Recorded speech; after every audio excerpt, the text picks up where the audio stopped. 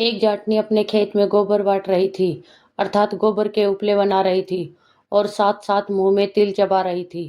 तभी वहां से बड़ राजा का बिगड़ा हुआ नौजवान लड़का गुजरा। जब उसकी नजर उपले बनाती हुई उस नौजवान सुंदरी पर पड़ी तो उसने सोचा क्यों ना इसके साथ थोड़ी ठिठोली की जाए। इस सोच के साथ वह अपने घोड़े को उसके थोड़ा करीब लेकर गया और उस जाटनी से बोला, तिल थापनी गोबर चबानी ई गांव को के नाम, अर्थात तिल बनाने वाली और गोबर चबाने वाली इस गांव का नाम क्या है। जाट की लड़की भी बड़ी तेज तर्रार थी।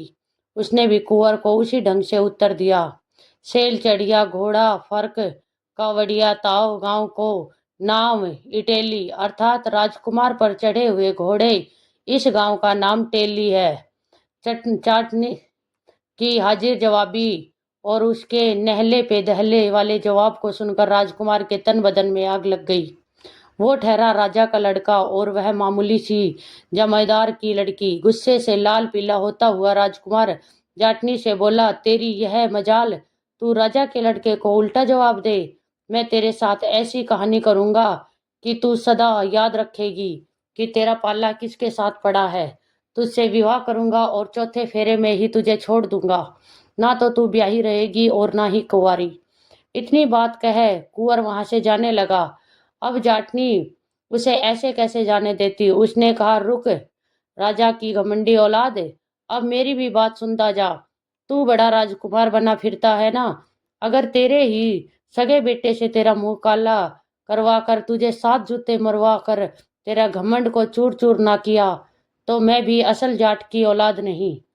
जाटनी की बात सुनकर कुंवर चुपचाप बिना बोले वहां से चला गया। राजमहल लौटकर उसने खाना पीना छोड़ दिया और अनशन करने लगा। इकलौते बेटे के अचानक बदले इस व्यवहार से राजा और रानी बहुत परेशान हुए। उन्हें समझ नहीं आ रहा था कि क्यों कुंवर ने अचानक खाना पीना छोड़ दिया। जब भी वे उससे इस सब की वजह जानना चाहते तो वह बार बार टाल देता। राजा इसी सोच में परेशान बैठा था। तब रानी ने उसे कहा, महाराज, नया खून है, अभी अभी जवानी में पैर रखा है। क्या पता कुछ ऐसा हो गया हो जिसे वह अपने माँ बाप के साथ नहीं बताना चाहता हो। राजा बोला, तो फिर क्या करे। अब रानी बोली, महाराज, आप उसके जिगरी दोस्त को बुला लो और उसे कुंवर के पास भेजो। उसके आगे कुंवर जरूर अपने मन की बात कहेगा।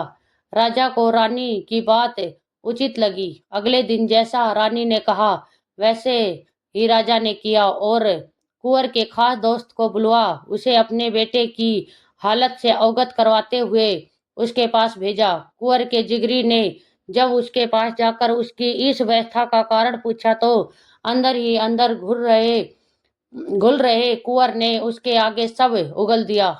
जाट की लड़की के साथ हुई पूरी घटना राजकुमार अपने जिगरी दोस्त के साथ कह सुनाता है और कहता है, उस मामूली सी जमींदार की लड़की को मैं चुनौती दे आया कि मैं उसे बीच चौथे फेरे में छोड़ दूंगा, पर मेरी अब यह चुनौती कैसे पूरी होगी।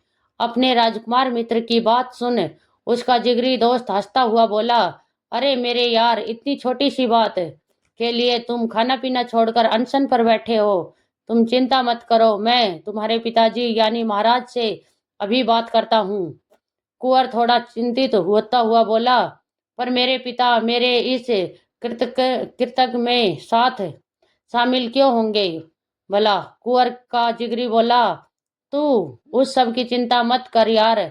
इतना कहकर वह महाराज राजा महाराज के पास जाता है और उन्हें आधी अधूरी बात बताते हुए कहता है कि महाराज, आपके सुपुत्र का हृदय राज्य की एक जाट जमींदार की लड़की पर आसक्त हो गया है। बस उसी के चक्कर में वह अनशन पर बैठा है। अपने बेटे के दोस्त की बात सुन राजा बोला, अरे बस इतनी सी बात, मैं अभी उस जमींदार के घर राजकुमार का रिश्ता पहुंचा देता हूँ। इस प्रकार राजकुमार का जिगरी दोस्त उसके पिता को आधी अधूरी बात बताकर मना लेता है। राजा अगले दिन ही अपने एक पुरोहित के हाथों जाट के घर अपने लड़के का रिश्ता भेज देता है। पुरोहित तुरंत आदेश अनुसार जाट के घर राजा के लड़के का विवाह प्रस्ताव लेकर पहुंच जाता है। राजा के लड़के का रिश्ता आया देख एक बार के लिए जाट शक पक्का हो गया। कहाँ वह राजा का लड़का और कहाँ हम साधारण से जमींदार। वह गहरी सोच में पड़ जाता है।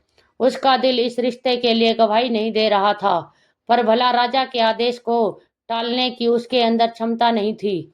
अंततः वह विवाह के लिए अपनी सहमति जता देता है। जाट की लड़की यानी जाटनी को जब पता चला तो वह बिना अपने पिता को कुछ बताए मन ही मन सतर्क हो जाती है। उसे पता था राजा का लड़का कुछ गड़बड़ जरूर करेगा। निश्चित तिथि पर कुंवर बारात लेकर जाट के घर पहुंच गया। पंडित ने मंत्र आदि पढ़ते हुए लड़की को बुलाया और विधि विधान के साथ उन दोनों का विवाह कार्यक्रम प्रारंभ कर दिया। रस्म अनुसार जब उन दोनों के फेरे हुए तो 3 फेरे पूरे होने तक तो कुंवर ने कोई हरकत नहीं की, पर जो ही चौथा फेरा शुरू हुआ वो धड़ाम से एकदम गिर पड़ा।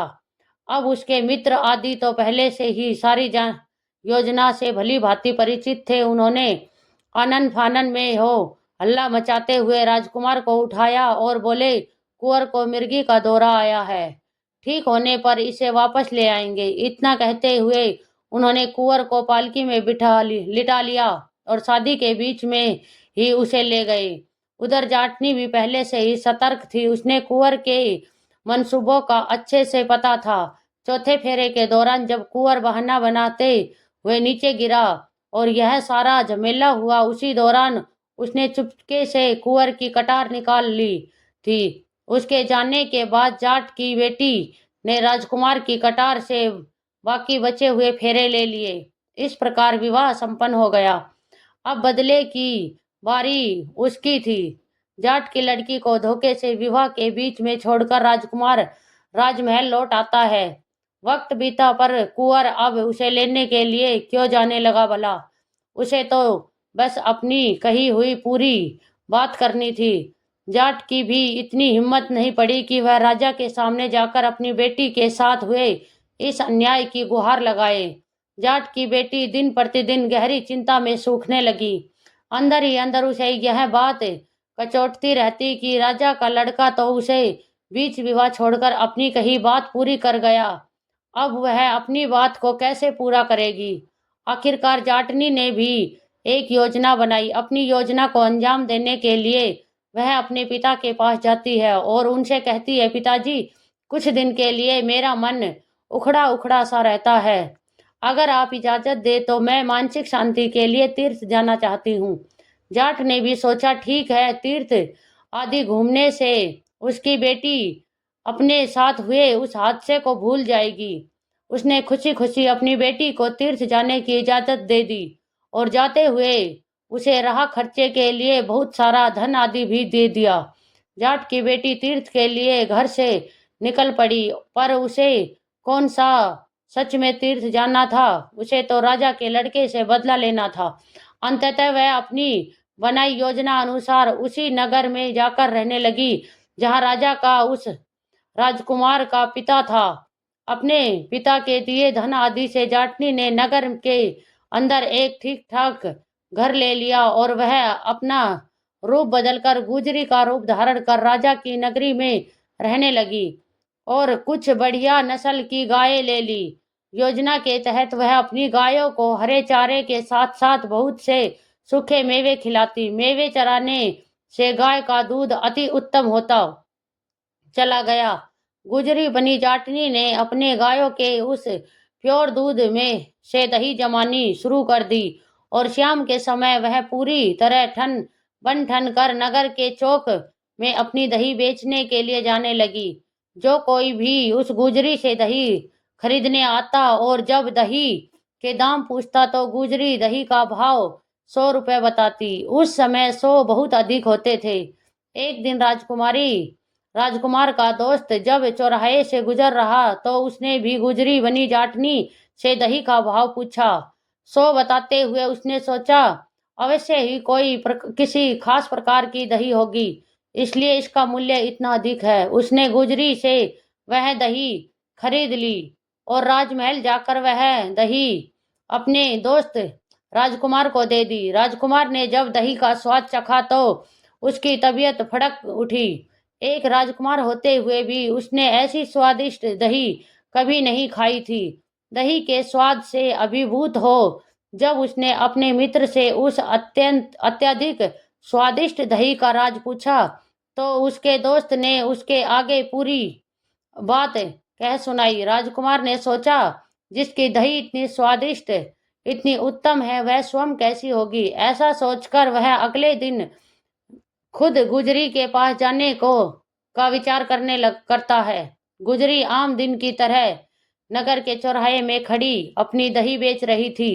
तभी राजकुमार उस गुजरी के पास आता है और उससे दही देने को कहता है, तो यह बिल्कुल भी नहीं पहचान सका कि यह गुजरी और कोई नहीं बल्कि वही जाटनी है जिसे उसने बीच विवाह में छोड़ दिया था।